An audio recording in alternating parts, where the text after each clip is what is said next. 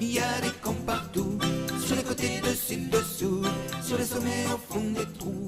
Partout, partout, il y en a partout, partout, partout, il y en a partout. Concerné. Cernant le con, qu'est-ce qu'un con? C'est celui qui ignore l'être, un peu comme un cocu, dans son cocon.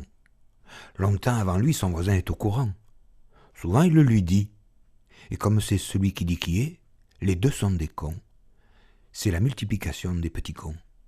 Cette mise en abîme est fréquente dans les mouvements de foule. Le con peut ne pas être bête, c'est la majorité des cas. Alors il est con avec parcimonie, de temps à autre, à l'occasion. Sa connerie aléatoire n'est qu'un accident de la bêtise qui sommeille en lui.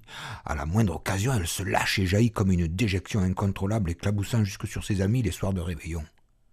Les discussions politiques attirent très souvent ces éruptions abominables qui étonnent même leurs auteurs le lendemain. Lorsqu'il est bête, le con peut être méchant et dangereux. Sa tête est prise, plus la moindre place entre ses oreilles pour y loger ne serait-ce qu'un infime argument de bon sens.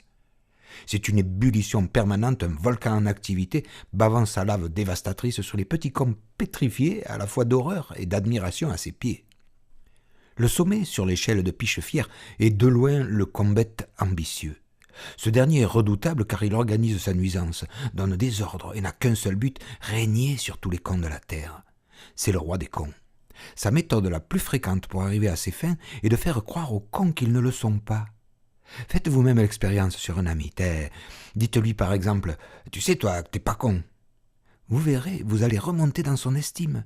Vous aurez en même temps la preuve évidente qu'il est vraiment con. Le roi des cons peut être bienfaiteur. Il lui suffit de lâcher un peu de silence sur son peuple, un peu d'espace entre ses oreilles, afin que ce dernier prenne conscience de sa propre dose de conneries. Mais la plupart sont des dictateurs qui bourrent le crâne aux citoyens, avides d'entendre qu'ils ne sont pas des cons.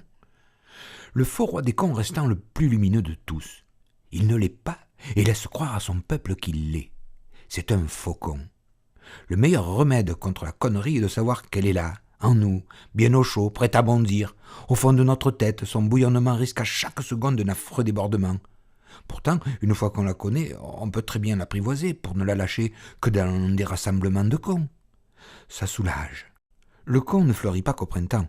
Pas de morte saison, pas de repos, toujours fringante, la connerie court le monde, semant ça et là dans les plaines et les bois, les villages et les villes, ces graines de cagade que picorent jeunes et vieux. Certains se goinfrent à s'en faire péter les neurones. Mais, comme dit la chanson, on est tous des cons, mais sur terre, il y en a quelques-uns qui exagèrent.